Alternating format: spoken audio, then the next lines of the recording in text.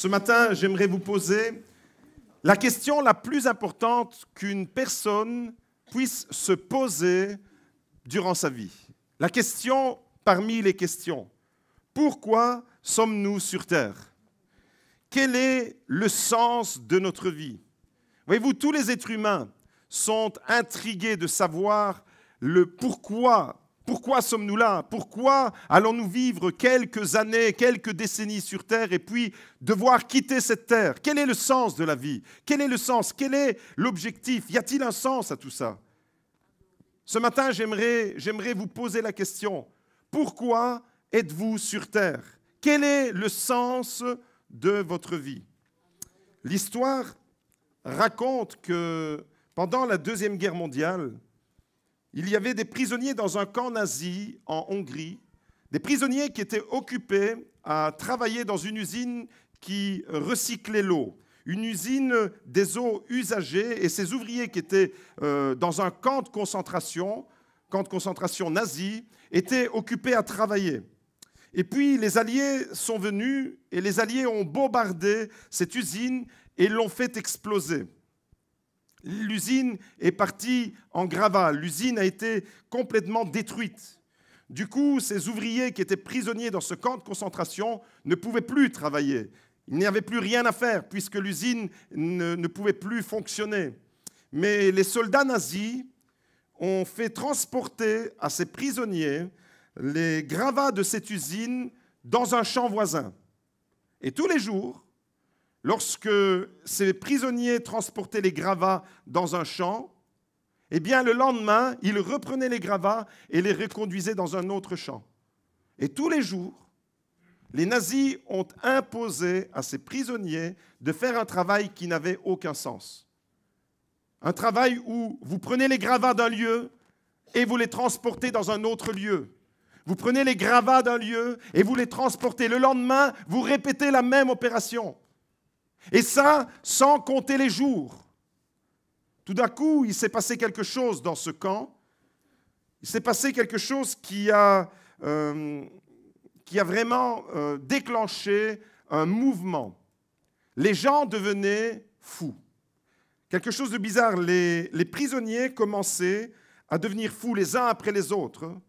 Et tous, pratiquement, finirent par perdre le goût de la vie. Tous ont perdu le sens et l'orientation de leur vie parce que, précisément, leur vie n'avait plus aucun sens. Et dans ce camp de concentration, à déplacer tous les jours, pendant des semaines et des mois, les gravats, les décombres d'un lieu vers un autre lieu. Et le lendemain, qu'est-ce qu'on fait? On reprend les mêmes décombres et on les déplace dans un autre lieu. Eh bien, les gens qui travaillaient dans ce camp de concentration ont perdu le sens et le goût de la vie, à tel point que plusieurs se jetaient en dessous, se jetaient devant les gardes pour essayer d'être tués, pour essayer d'être fusillés. C'était une façon de tenter à se suicider. Pourquoi en était-il arrivé à cela? Parce qu'ils n'avaient plus de sens à leur vie, parce qu'ils n'avaient plus de sens et qu'ils faisaient des choses qui étaient totalement absurdes. Beaucoup de personnes qui ressemblent à ces prisonniers, beaucoup de personnes qui, on pourrait résumer leur vie, je déplace des décombres d'un lieu vers un autre lieu. Je déplace les décombres de ma vie et je les déplace vers un autre lieu. J'ai des problèmes, je pars d'un endroit et je vais dans un autre endroit et je déplace mes problèmes. Je déplace mes décombres sans véritablement donner un sens à ma vie, sans véritablement construire quelque chose. Et vous comprenez alors que l'on peut perdre la raison et on peut perdre l'orientation de nos vies quand notre vie, elle tourne à l'absurde, quand nous ne savons plus quel est le sens et l'issue, la trajectoire et l'orientation de nos vies. En fait, ces gens ont essayé même de se suicider d'une certaine façon, en se jetant devant les gardes nazis pour qu'ils soient fusillés, pour qu'ils soient tués. Pourquoi en était-il arrivé à cela? Tout simplement parce qu'ils n'avaient plus de sens à leur vie. Les amis, ce matin, j'aimerais vous dire, nous avons été créés pour un sens bien précis. Nous avons été créés par notre Dieu pour que notre vie ait un sens. Et tant que nous n'avons pas trouvé le sens de notre vie, tant que nous ne savons pas pourquoi nous sommes là, eh bien nous ressemblerons à ces prisonniers. Nous allons déplacer des décombres d'un lieu à un autre lieu, d'une maison à une autre maison. Il y a des gens qui aiment déménager parce qu'ils sont mal, ils ont un mal-être profond dans leur vie, dans leur existence, et ils vont déménager de lieu en lieu. Il y a d'autres personnes qui ont un mal-être et qui n'arrivent jamais à se stabiliser dans une église. Et qu'est-ce qu'elles font, ces personnes? Elles vont déplacer leurs décombres d'église en église.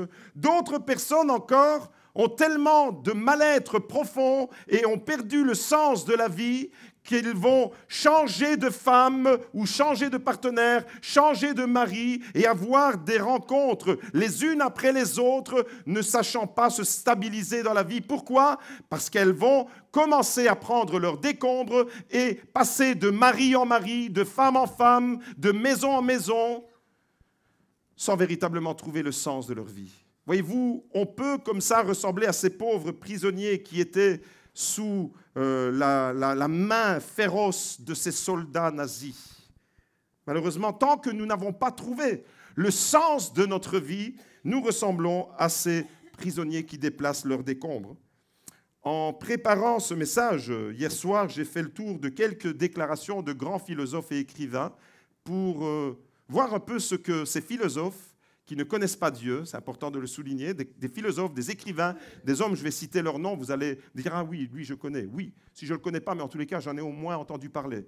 Je me suis intéressé à savoir ce que ces gens qui vivent sans Dieu ont pu donner comme réponse à la question « Quel est le sens de la vie ?» Écoutez bien ce qu'ils disent, écoutez bien leur réponse. Ernest Hemingway, est-ce que vous avez déjà entendu parler d'Ernest Hemingway?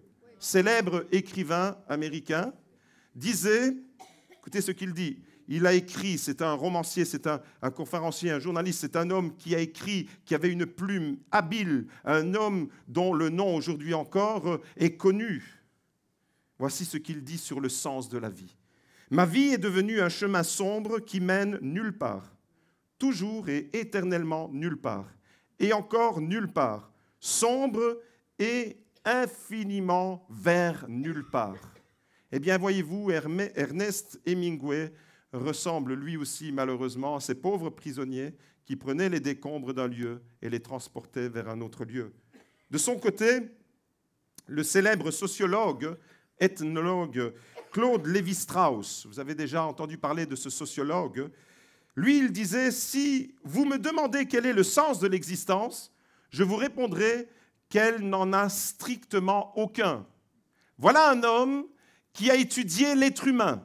C'est un sociologue, un anthropologue, un ethnologue, un homme qui a étudié les cultures, les sociétés, le fonctionnement de la société humaine. Un homme qui pouvait répondre à plein de questions sur le fonctionnement, sur le pourquoi des cultures, des différentes cultures, etc.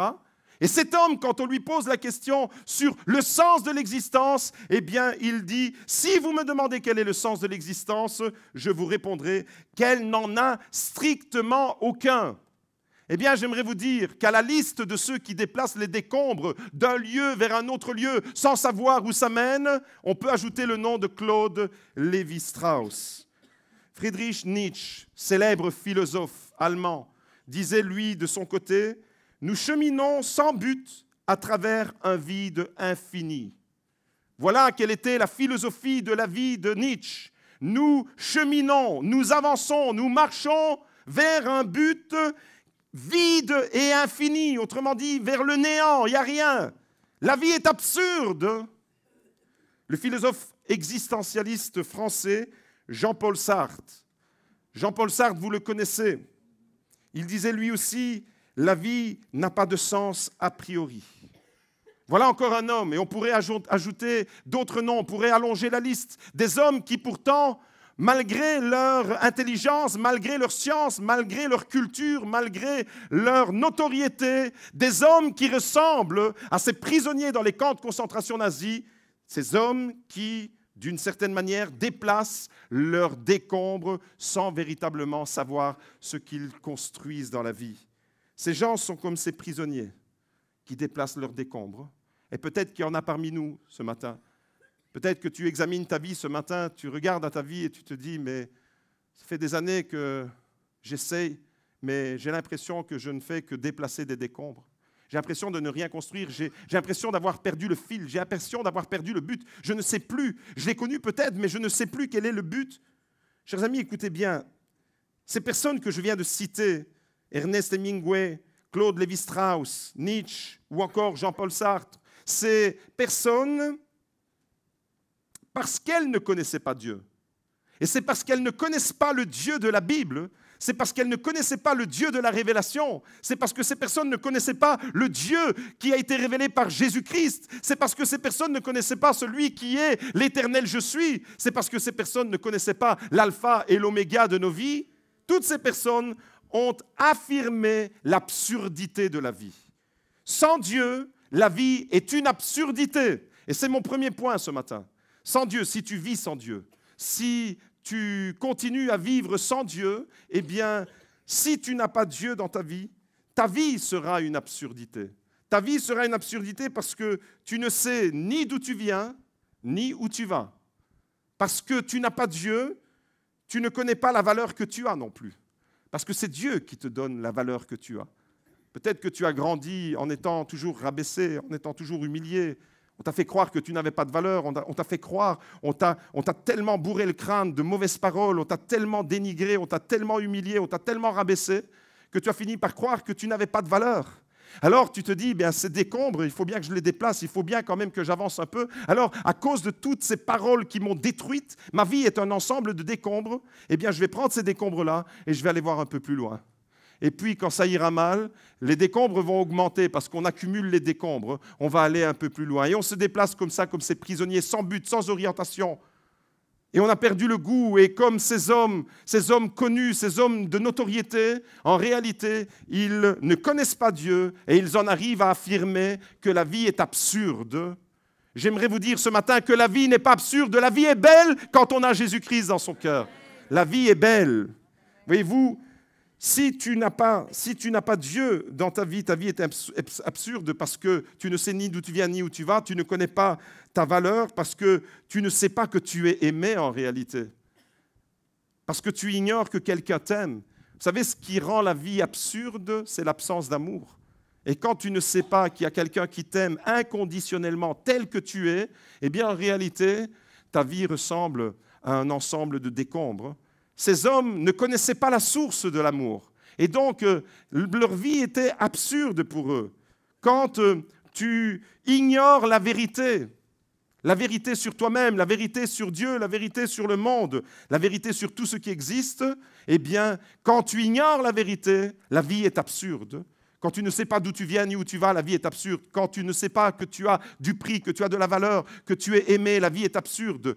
Quand tu ne connais pas la vérité, la vie est absurde. Par contre, un enfant de Dieu sait d'où il vient. Si de temps en temps vous voulez dire Amen, ça fait plaisir.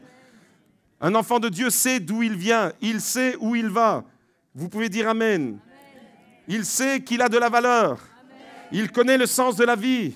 Il connaît l'auteur de la vie. Il connaît celui qui est l'alpha et l'oméga. Il connaît celui qui s'est présenté à Moïse et qui a dit « Je suis celui qui te guérit, je suis celui qui te bénit, je suis celui qui te sauve, je suis celui qui t'aime. » L'enfant de Dieu connaît le grand « Je suis ». L'enfant de Dieu connaît l'alpha et l'oméga. Voilà le sens de ma vie aujourd'hui. Et qu'est-ce que j'aurais aimé me retrouver devant Jean-Paul Sartre, devant Hemingway, devant Claude Lévi-Strauss et lui dire, vous savez vous, eh bien vous n'avez aucun sens à votre vie. Votre vie est absurde parce qu'il vous manque Jésus dans votre vie. Mais moi, le sens de ma vie, c'est Colossiens, chapitre 1, verset 27. Christ en vous, l'espérance de la gloire. C'est ça le sens de notre vie. Christ en nous, l'espérance de la gloire. Nous avons une destinée, nous avons une espérance, nous avons quelque chose qui nous porte, une perspective glorieuse. Écoutez comment Jésus lui-même a donné un sens à la vie de ses disciples dans l'évangile de Jean. Nous lisons au chapitre 14, c'est un texte qui est très connu et souvent il est utilisé pendant les enterrements, les funérailles. C'est Jésus qui dit, Jean 14, verset 1, « Que votre cœur ne se trouble point. Croyez en Dieu et croyez en moi. Il y a plusieurs demeures dans la maison de mon Père. Si cela n'était pas, je vous l'aurais dit. Je vais vous préparer une place et lorsque je m'en serai allé et que je vous aurai préparé une place, je reviendrai et je vous prendrai avec moi, afin que là où je suis, vous y soyez aussi. Est-ce que tu peux dire amen à ça? Afin que là où je suis, vous y soyez aussi. Waouh! Thomas lui dit, Seigneur, nous ne savons où tu vas. Comment pouvons-nous en savoir le chemin? Et Jésus lui dit, je suis le chemin, la vérité et la vie. Nul ne vient au Père que par moi. Merci, Rosa. Je suis le chemin, la vérité et la vie. Nul ne vient au Père que par moi. Je donne un sens à ta vie. Je donne une orientation à ta vie. Je lui donne une espérance glorieuse, éternelle. Et l'apôtre Paul pouvait dire, Christ en moi, l'espérance de la gloire. Est-ce que tu peux le dire avec moi ce matin? Dites-le, proclamez-le sur votre vie. Christ en nous, l'espérance de la gloire. Je n'entends rien. Christ en nous, l'espérance de la gloire. Alléluia. Je continue la lecture, Jean chapitre 14 au verset 15. Écoutez ce que Jésus dit. « Si vous m'aimez, gardez mes commandements. Et moi, je prierai le Père et il vous donnera un autre consolateur afin qu'il demeure éternellement avec vous. L'esprit de vérité que le monde ne peut recevoir. » Le monde ne peut pas recevoir l'esprit de vérité. Claude Lévi-Strauss, Ernest Hemingway, Nietzsche, Jean-Paul Sartre font partie de ceux qui ne peuvent pas connaître la vérité. Pourquoi? Parce qu'ils font partie de ceux qui n'ont pas donné de place à Jésus dans leur vie. Vous comprenez ici que l'esprit de vérité, que le monde ne peut pas recevoir parce qu'il ne le voit point et ne le connaît point. Mais vous, il y a une différence, mes amis, j'allais vous dire mes enfants.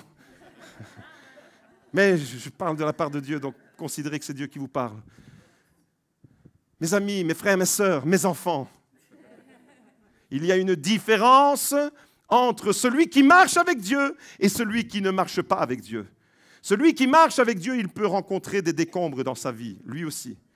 Mais celui qui marche avec Dieu, même s'il y a des décombres dans sa vie, il est dans une perspective de restauration.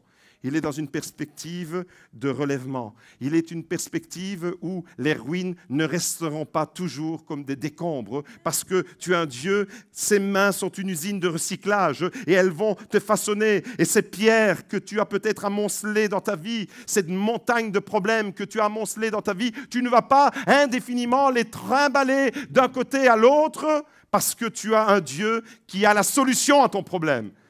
Voyez-vous, dans ce texte, Jésus nous parle du Père, du Fils et du Saint-Esprit. C'est la Trinité parfaite. Il nous parle du Père, il nous parle de lui, il nous dit « Je suis le chemin, la vérité, la vie ». Et il nous parle de celui qu'il va envoyer, le Consolateur, le Saint-Esprit. Et concernant le Consolateur et le Saint-Esprit, il dit « Le monde ne peut pas le recevoir ». Pourquoi? Parce qu'il ne le connaît pas. Mais vous le connaissez car il demeure avec vous et il sera en vous. Je ne vous laisserai pas orphelins, je viendrai à vous. Vous voyez, il y a une différence entre ceux qui sont enfants de Dieu, entre les disciples de Jésus, qui ont reçu l'Esprit de Dieu, qui ont une promesse extraordinaire. C'est merveilleux de voir la réponse que Jésus donne à Thomas. Regardez ce qu'il dit au verset 6. Jésus dit « Je suis le chemin, la vérité et la vie ». Nul ne vient au Père que par moi. Mais juste au verset 4, il dit « Vous savez où je vais et vous en savez le chemin. » Vous savez où je vais, vous savez quel est le sens et vous en connaissez la trajectoire. Vous savez quel est un enfant de Dieu, il connaît le sens de la vie. Un philosophe, un homme lettré, un homme instruit ne connaît pas forcément le sens de la vie. Un professeur d'université, même quelqu'un qui est archi connu, un homme politique, un homme d'État, un leader, ne connaît pas forcément le sens de la vie. Par contre, l'enfant de Dieu, parce qu'il suit celui qui a dit « Je suis le chemin, la vérité et la vie », parce qu'il a l'esprit de vérité en lui, qui demeure avec lui et qui demeure éternellement avec lui, l'enfant de Dieu sait quel est le sens de sa vie. Les amis, ce matin, j'aimerais vous dire, il n'y a que Dieu qui peut donner le vrai sens à notre vie. Il n'y a que les mains de Dieu qui peuvent nous façonner à son image. Il n'y a que l'Esprit de Dieu qui peut insuffler un souffle de vie au milieu de nous. Il n'y a que la parole de Dieu qui peut nous conduire dans la vérité. Il y a quelques convaincus. On va faire des cultes en privé avec 2-3 personnes et il y aura du répondant comme ça. Je répète, il n'y a que Dieu qui peut donner un sens à notre vie. Il n'y a que les mains de Dieu, l'usine de recyclage qui peuvent nous façonner à son image. Je ne vais pas vous lâcher. Hein. Il n'y a que l'Esprit de Dieu qui peut insuffler un souffle de vie. Il n'y a que la parole de Dieu qui peut nous conduire dans la vérité. Tant que tu n'as pas la parole de Dieu dans ton cœur, tu vas vivre dans le mensonge. Même si tu sembles réussir certaines facettes de ta vie, même si tu sembles réussir certaines choses, si tu n'as pas la parole de Dieu dans ton cœur, tu ne peux pas être épanoui, tu ne peux pas être libéré. Il n'y a que la puissance de Dieu qui peut manifester la puissance de la libération pour les enfants de Dieu.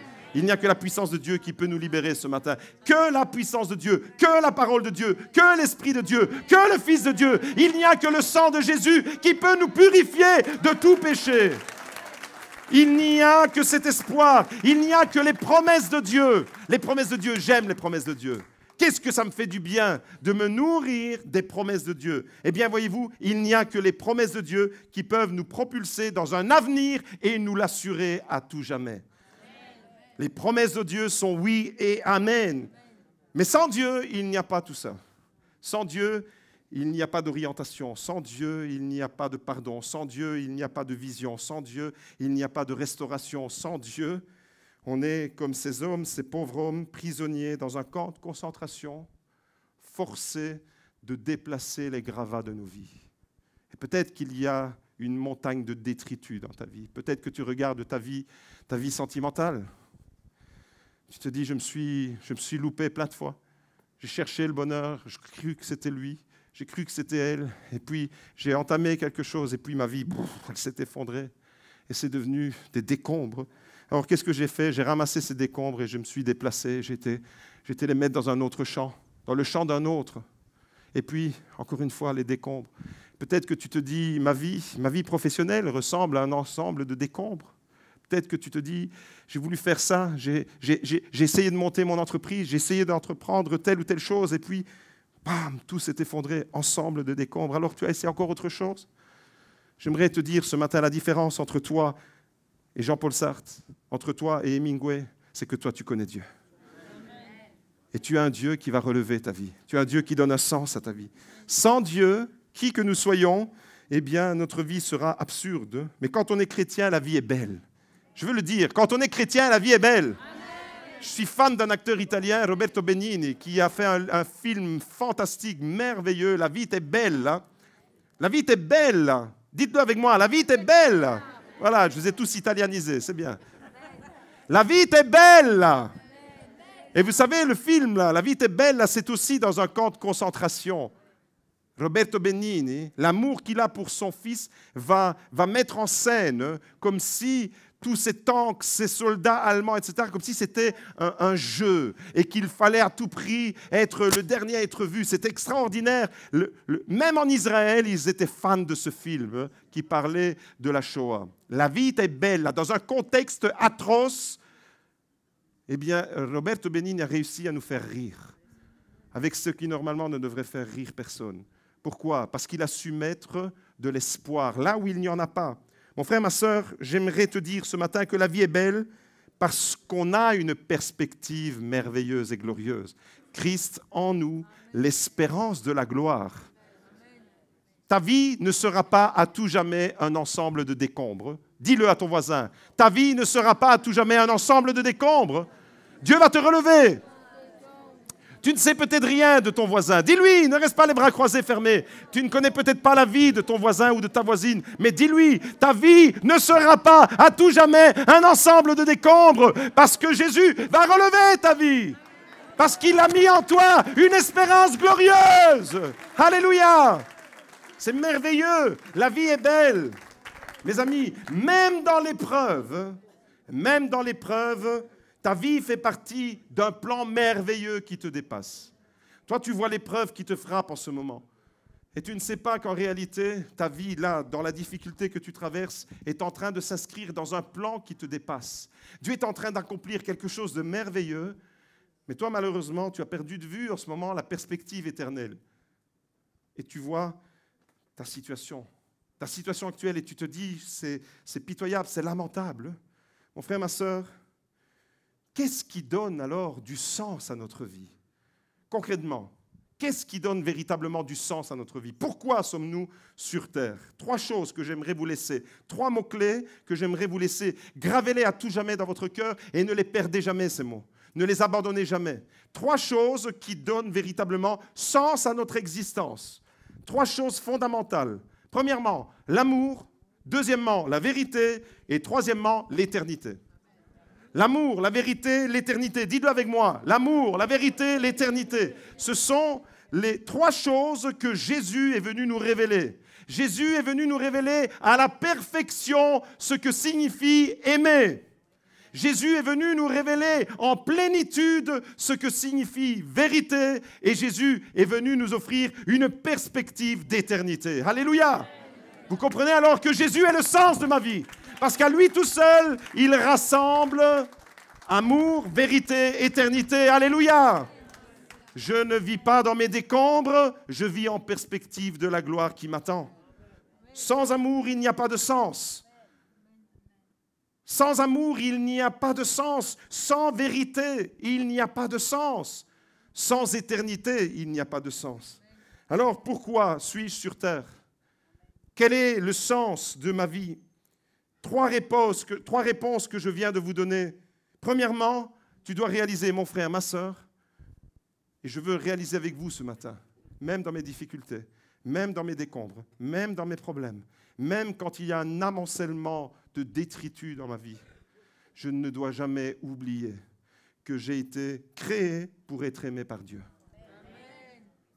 J'ai été créé, ça c'est le premier objectif. Dieu m'a créé pour que son amour me comble, pour que son amour me remplisse de plénitude. Voyez-vous, la première raison de mon existence, dis-le à ton voisin et dis-le aux musiciens, la première raison de ton existence, c'est que tu montes sur l'estrade. Allez, hop. Dis à ton voisin, la première raison de ton existence, c'est l'amour.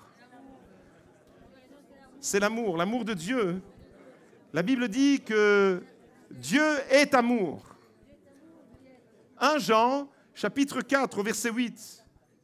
C'est l'ADN, si je puis dire, de Dieu. C'est ce qui constitue son être. Dieu ne possède pas de l'amour. J'aime le répéter, j'aime le dire. Dieu ne possède pas d'amour. Dieu est amour. Sa nature même profonde, c'est d'aimer. Et tu as été créé pour être en connexion avec cet amour. Et tant que tu n'as pas reçu l'amour de Dieu, ta vie sera une absurdité. Tant que tu n'as pas reçu l'amour de Dieu, tu ressembleras à ces pauvres prisonniers. Tu vas déplacer tes décombres jusque quand, toi qui es là ce matin dans cette église? Tu vas t'amuser à déplacer tes décombres jusque quand? Ça suffit. Dieu te dit, ça suffit avec les décombres. Je veux que tu puisses réaliser que c'est mon amour qui va te combler. Dieu est amour. Tu as cherché l'amour ailleurs. Tu as cherché l'amour dans ce qui est artificiel. Tu ne l'as pas obtenu et ta vie est devenue un ensemble de décombres. Mais ce matin, j'aimerais te dire que l'amour de Dieu ne provoque aucun décombre. L'amour de Dieu, il n'y a pas de déchets. L'amour de Dieu ne peut pas être anéanti. Rien, jamais, ni personne ne pourra nous séparer de l'amour de Dieu manifesté en Jésus-Christ. Alléluia! Rien, jamais, ni personne. Tu es aimé de Dieu et tu dois réaliser le premier sens, la première raison de ton existence, c'est que tu puisses recevoir dans ton cœur l'amour de Dieu. Tu as été créé pour être aimé de Dieu. Non, je veux entendre plus que ça.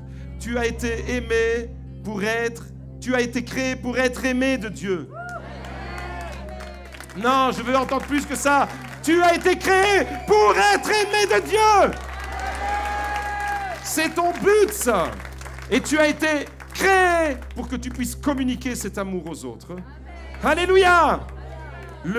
Tant que tu n'auras pas expérimenté cet amour, mon frère, ma soeur, ta vie n'aura aucun sens. Deuxièmement, pour quelle raison sommes-nous sur terre? Quel est le sens de notre existence?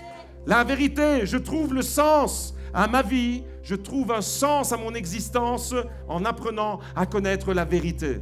La vérité vous rendra libre. Jean chapitre 8 au verset 31, Jésus dit, si vous demeurez dans ma parole, il s'adresse à ses disciples.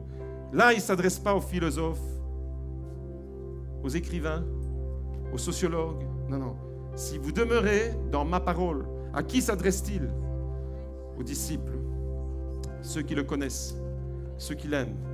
Si vous demeurez dans ma parole, vous êtes vraiment mes disciples. Vous connaîtrez la vérité et la vérité vous rendra libre. Sans liberté, il n'y a pas de sens. Sans liberté, il n'y a aucun sens. Il y a une différence entre prisonnier et prisonnier. Il y a une étude qui a été faite pour des personnes qui étaient dans des maisons d'arrêt et qui n'avaient aucune perspective de sortie. Ces personnes étaient complètement dépitées, complètement déprimées, complètement à l'abandon. Leur vie était un réseau de ruines intérieures. Aucune perspective de liberté. Et puis, ces personnes qui étaient là, à côté de ces prisonniers, qui avaient une perspective d'avenir. C'était tout différent. La vie de ces prisonniers était totalement différente. Pourquoi? Parce qu'elles vivaient déjà avec une perspective de liberté. Elles se voyaient déjà à l'extérieur de la prison, en dehors de ces barreaux. Comprenez que sans liberté, sans amour tout d'abord, il est impossible d'avoir un sens à sa vie. Sans liberté, il est impossible d'avoir un sens à sa vie. Ces pauvres prisonniers qui trimbalaient les décombres d'un endroit à un autre, tous les jours répétaient la même opération, n'avaient plus de sens à leur vie. C'est pour ça qu'ils voulaient en finir avec leur vie. Mais quand tu sais que tu es aimé, quand tu sais que tu es dans la vérité, alors elle donne du sens à ta vie, cette vérité. La vérité de Dieu t'affranchit.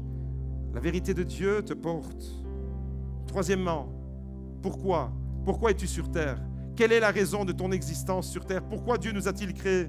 J'ai été créé pour vivre éternellement avec Dieu. Perspective d'éternité. J'ai été créé pour être aimé de Dieu. J'ai été créé pour vivre dans la vérité de Dieu. Et j'ai été créé pour vivre avec une perspective qui ne s'arrêtera jamais.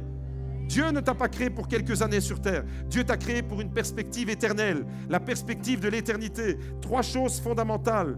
Et en tant que chrétiens, nous ne devons jamais oublier ces choses. En tant que chrétiens, nous devons les chérir. Nous devons absolument préserver, nous devons entretenir cette perspective, apprendre à vivre avec la perspective de l'amour, de la vérité, de l'éternité. Des fois, notre vie peut perdre pendant un temps un sens et une orientation. Une épreuve, une difficulté, un coup dur, des moments difficiles que nous traversons peuvent nous faire perdre de vue momentanément l'amour. Vous êtes en difficulté, vous avez un gros chagrin, vous avez des gros problèmes, et puis vous avez l'impression que plus personne ne vous aime. Ça vous est déjà arrivé ça? Vous êtes dans vos problèmes, dans vos difficultés. Vous dites, il n'y a plus personne qui pense à moi. Je m'attendais à un coup de fil, je ne l'ai pas reçu. Il doit sûrement plus m'aimer. Quand on est dans les gros problèmes, quand on est dans les grosses difficultés, on peut perdre de vue momentanément la perspective de l'amour. Et pas seulement de l'amour des autres, y compris de l'amour de Dieu. À tel point qu'on peut même en déduire que, puisqu'on est dans cette situation de souffrance, d'épreuve, de difficulté, certainement Dieu a dû oublier de m'aimer. Et même Dieu ne m'aime plus alors. Et on a l'impression, comme ça, il y a une confusion qui s'installe. Des fois, à cause des épreuves et des moments difficiles, on peut perdre de vue la vérité. Voyez-vous, parce que l'épreuve, elle va déformer notre regard. L'épreuve va déformer notre perception. L'épreuve va déformer la réalité, la vraie réalité. Et nos yeux vont voir des choses qui ne sont pas. Et nos yeux, les yeux de la foi, ne verront plus les choses qui, elles, sont en réalité. À cause de l'épreuve, à cause des difficultés, à cause des problèmes que tous, autant que nous sommes, nous pouvons rencontrer dans la vie, on peut perdre de vue cette perspective d'amour, de vérité et même d'éternité. Vous savez pourquoi? Parce qu'on ne voit plus que le problème là, qui est devant nous, actuel. On est seulement dans la réalité de notre vie, de ce moment, de cet instant. Et quand on est dans le problème, avouez, soyons honnêtes, je joue le jeu avec vous. Quand on est dans les problèmes, on ne pense plus à l'éternité. Vrai ou faux? Quand on est dans les problèmes, on pense à quoi? On pense aux problèmes présents. On pense à solutionner la difficulté dans laquelle nous sommes. Et on est focalisé sur l'arbre qui nous cache la forêt. On est focalisé, on est le nez contre le mur et on ne voit plus ce qui se passe autour. Les épreuves, malheureusement, les difficultés, la souffrance peuvent nous faire perdre la perspective de l'amour, de la vérité et de l'éternité. Quand on est blessé, quand on est déçu, quand on est accablé, on peut perdre le sens de la vie. Mais il n'est jamais trop tard, mes amis. C'est peut-être, tu te retrouves dans cet état. Tu as perdu l'une ou l'autre de ces choses. Il n'est jamais trop tard pour découvrir ou redécouvrir celui qui donne un vrai sens à notre existence. Un pasteur anglais du nom de George Herbert a dit un jour, « Il n'est jamais trop tard pour être celui que vous auriez pu être. Il n'est jamais trop tard pour devenir celui que tu devais être. Il n'est jamais trop tard, même au dernier moment de ta vie. » J'aimerais terminer ce moment en vous racontant une histoire bouleversante, une histoire qui saisit dans les entrailles. C'est l'histoire d'une jeune fille pour qui tout allait bien, tout allait à merveille. Elle avait même la notoriété, tout allait bien dans sa vie. Son existence était paisible jusqu'au jour où tout a basculé. Et il y a comme ça des vies qui peuvent être paisibles et puis tout d'un coup, il y a quelque chose qui arrive et qui fait basculer notre existence. Notre frère témoignait de cela. Tout allait bien et puis, cataclysme. Quelque chose fait basculer ton existence. Cette jeune fille s'appelle Charlotte Elliott. À 32 ans, elle est devenue handicapée subitement jusqu'à la fin de ses jours. Charlotte Elliott était condamnée par la maladie, clouée sur son lit. Sa maladie et aucune perspective de s'en sortir. Vous comprenez que Charlotte Elliott était et a connu une profonde dépression. Charlotte Elliott était comme ces prisonniers dont je parlais tout à l'heure. Sa vie, c'était maintenant, alors qu'avant, c'était un beau château. Ce château s'est effondré. C'est un ensemble de décombres. La dépression. Et à ce moment-là, pendant qu'elle va connaître cette maladie, elle va perdre ses relations, ses amis. Elle va tout perdre en réalité. Et là, elle va perdre la perspective de l'amour. Parce qu'il y avait des gens qui étaient dans sa vie qui maintenant ne sont plus dans sa vie. Pourquoi? Parce que Charlotte Elliott était condamnée dans un lit, là, allongée, dans la souffrance. Et sur son lit de douleur, Charlotte disait ceci: « Si Dieu m'aimait vraiment, il ne m'aurait pas traité de la sorte. Si véritablement l'amour de Dieu existe, il n'aurait pas permis cette situation. » Là, à ce stade, Charlotte n'aspire plus à rien. Elle n'attend plus rien. Elle n'attend plus rien de la vie, elle n'attend plus rien de Dieu. Elle est révoltée. Elle a une colère qui monte en elle. Mais un jour, le 9 mai 1822, un pasteur suisse du nom de César Malan lui rend visite. Charlotte avait rendez-vous avec la vie. Ce jour-là, pendant le repas, Charlotte a exprimé sa colère. Elle a perdu son contrôle, elle a perdu son sang-froid. Charlotte a exprimé sa colère. Vous savez, quand on a un pasteur devant soi et qu'on est en colère avec Dieu, eh bien, c'est la tête du pasteur qu'on a envie de frapper, parce qu'il représente Dieu. Charlotte a exprimé toute sa colère sur ce pasteur, à tel point que sa famille a été scandalisée. Les uns après les autres sont sortis de la pièce. Dans un accès de colère violent, Charlotte a exprimé son désarroi.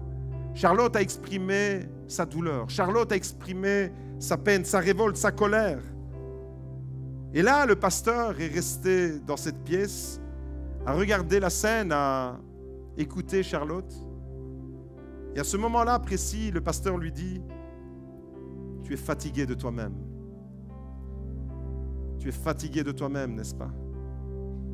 Tu t'accroches à ta haine, à ta colère, parce que tu n'as rien d'autre au monde à quoi t'accrocher.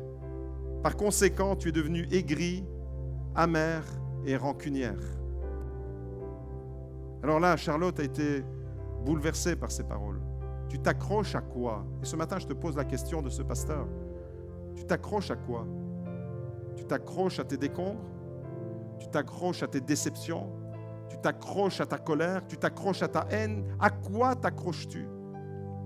Ce pasteur a discerné que la vie de Charlotte, elle était conditionnée encore plus par la haine et la colère qu'elle avait dans son cœur que par sa maladie. Alors Charlotte répond à ce pasteur et lui dit, mais quel est votre remède? Et le pasteur lui répond, la foi que tu essayes de mépriser. Voilà le remède. La foi que tu essayes de mépriser. À partir de ce jour-là, et à partir de ce moment-là, la vie de Charlotte a commencé à s'illuminer. Charlotte va se radoucir dans son caractère. Et voici ce qu'elle dit. Si je voulais devenir une chrétienne et posséder la paix et la joie, que devrais-je faire alors? La foi avait commencé à germer dans son cœur, dans sa souffrance, dans sa douleur.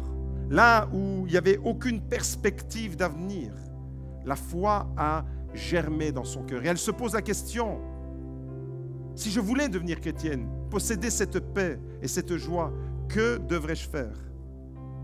Et la réponse du pasteur a été une véritable révélation. Et j'aimerais vous donner cette révélation pour qu'elle devienne révélation dans vos cœurs ce matin. Le pasteur lui dit, tu te donnerais à Dieu tel que tu es maintenant? Est-ce que tu te donnerais dans l'état où tu es à Dieu, tel que tu es, avec tes luttes, avec tes craintes, avec tes tremblements, avec tes haines, avec tes amours, avec ton orgueil, avec ta honte? Est-ce que tu te donnerais à Dieu dans l'état où tu es maintenant? Et Charlotte a compris ce jour-là. Charlotte a compris qu'elle devait s'approcher de Dieu telle qu'elle était. Charlotte a compris et a dit, je dois devenir ce que Dieu veut que je sois et venir à lui tel que je suis. À partir de ce moment, son cœur a été changé. Et c'est dans ce contexte de souffrance, c'est dans ce contexte de douleur, avec une épreuve terrible, avec une rencontre qui fut une révélation, c'est dans ce contexte dramatique qu'un des plus beaux cantiques a été écrit par une personne qui a traversé une longue souffrance et une longue dépression. Tel que je suis, sans rien à moi, sinon ton sang versé pour moi, ta voix qui m'appelle. Charlotte Elliott est la personne qui a composé ce merveilleux cantique. Un cantique qui te dit ce matin, tel que tu es, avec tes déceptions, avec tes décombres, avec tes luttes, avec tes angoisses, avec ta peine, avec tes échecs, avec tout ce qui compose ta vie, avec les décombres de ta vie. Ne déplace plus tes décombres vers un autre champ. Viens déposer les décombres de ta vie aux pieds de Jésus. Est-ce que ce matin, il y a des personnes qui voudraient dire tel que je suis, je viens à toi. Ce matin, Dieu t'appelle. Ce matin, Dieu te dit, tu as perdu le sens, l'orientation de ta vie. Mais moi, Jésus, je suis le chemin, la vérité et la vie. Alors, s'il y a des personnes qui, comme Charlotte, voudraient découvrir ou redécouvrir l'amour, la vérité et l'éternité, je vous invite à vous lever simplement. Nous allons vivre ce moment de consécration. Nous allons nous approcher de Dieu si nous le désirons. Charlotte ne savait plus quel était le sens de la vie, mais ce jour-là, elle l'a découvert. L'amour, la vérité et l'éternité, tel que je suis. Colossiens, chapitre 1, verset 27. Christ en vous, l'espérance de la gloire. Ce jour-là, l'espérance de la gloire est née dans le cœur de Charlotte. Et j'aimerais te dire, toi qui es là ce matin, l'espérance de la gloire peut naître dans ton cœur. Dis-le avec moi. Christ en moi, l'espérance de la gloire. Alléluia. Merci Seigneur. Je voudrais vous inviter à tourner vos regards, tournez votre attention, élevez vos mains vers Jésus et dites-lui comme Charlotte ces merveilleuses paroles qui ont accompagné des générations de chrétiens depuis 1822. Ce cantique alimente et porte la foi des chrétiens. Est-ce que tu veux le chanter avec nous ce matin? Tel que je suis, sans rien à moi. Sinon ton sang versé pour moi. Merci Jésus. Alléluia.